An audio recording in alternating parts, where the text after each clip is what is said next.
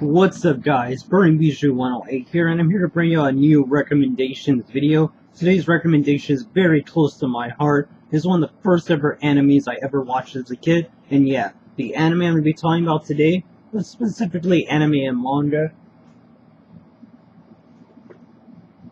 Megaman, NT Warrior. Let's go.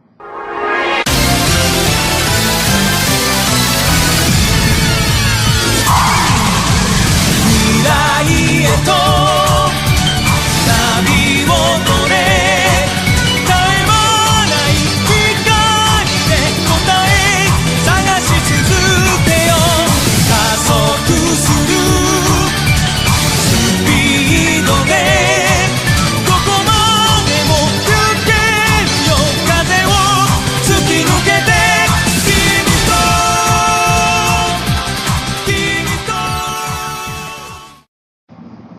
Okay guys, I'm back, and yeah, so I'm here to recommend two different versions of Megaman NT Warrior.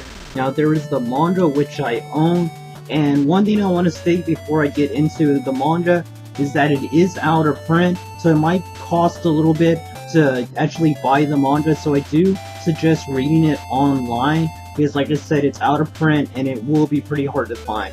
The reason why I actually own the two that I got, actually I have another one. I have three in total, but I have to find my third one. The reason why I have these is because when I was younger, around 2004 or so, they had them at a book fair I was going to.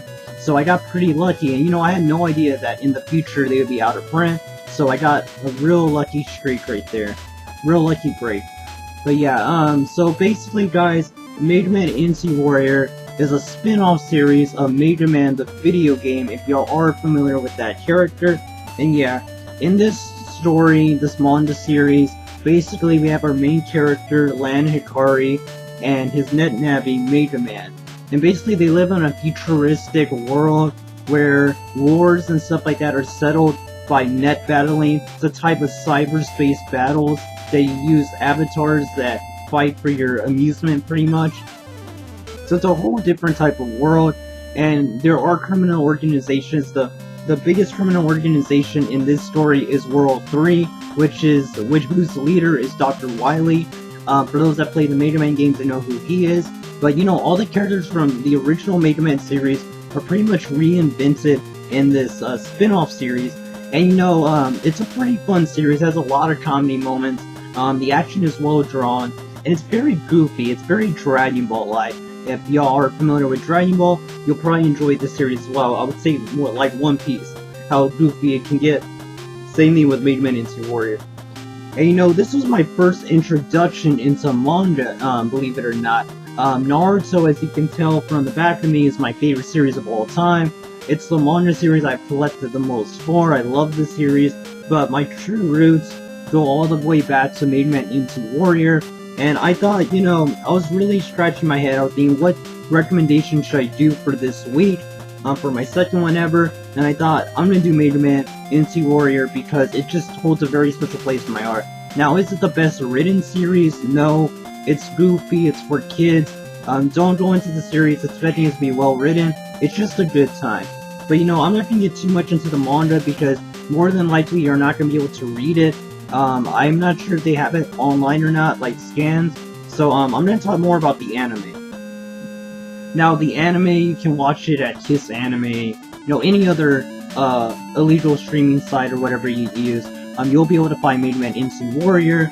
Sub or dub, the series is completely dubbed, at least the first season of it. So yeah, so I definitely recommend that. Yeah, so the anime pretty much differs from the manga. The manga takes a more serious route, which is ironic because I just said it wasn't that serious. But believe it or not, the anime is actually more goofy. It used to air on WB, Kids WB, here in America. If you're not from America, you might not have that channel. But it aired around 2003 to 2005. And yeah, so I was real young when this show came out, and it was one of my favorite shows.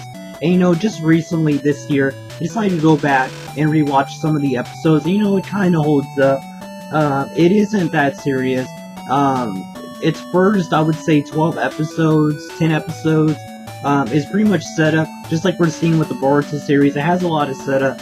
but then they go into a tournament, and that's where the story pretty much picks up its pace. So I definitely recommend, if you're gonna start the series, if you do not enjoy episode 1, skip all the way to episode 10. That's where the plot really starts moving forward.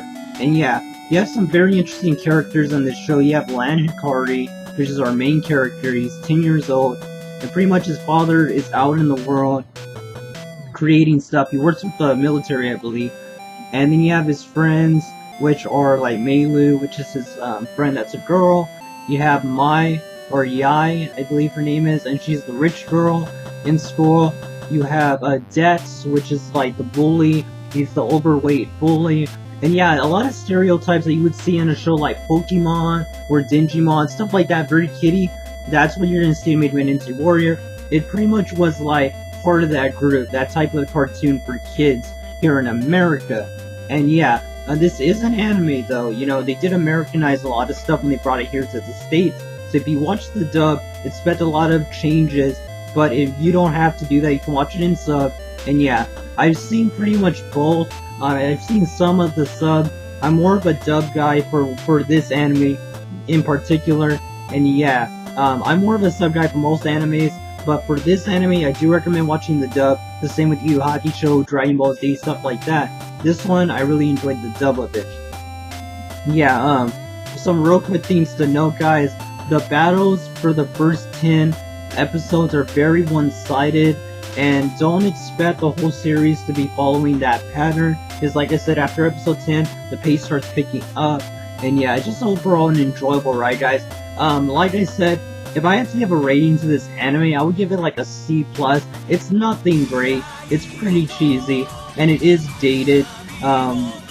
It came out, like I said, around 2002 in Japan, I think. And yeah, so it came out around the same time Naruto came out, and here in America it came out I think 2004 or 2005. So I was very young when this anime came out, but like I said, it holds a very special place in my heart. I wanted to give y'all this recommendation, so hopefully this encourages y'all to go check out this anime. And if you did check it out, be sure to comment below. Let me know, what do you think of this anime? Have you seen it before? And what would you like for me to recommend in the future? These are all things that I want us all to get together on. You're the community, guys. We're the community. Let's have a conversation. So be sure to comment below. And like always, guys, if you want to support the channel, be sure to like the video, share the video, and subscribe for more content in the future. Until next week's recommendation, guys, catch you guys later. God bless you. Okay, guys, if you enjoyed the video, be sure to subscribe and hit that like button to show your support. Also, be sure to push that bell icon to be notified when I upload my next video. Like always, guys, if you had an idea for a future video, be sure to leave a comment below, and I'll try to get to it in the future. God bless y'all, and remember, guys, enjoy the experience.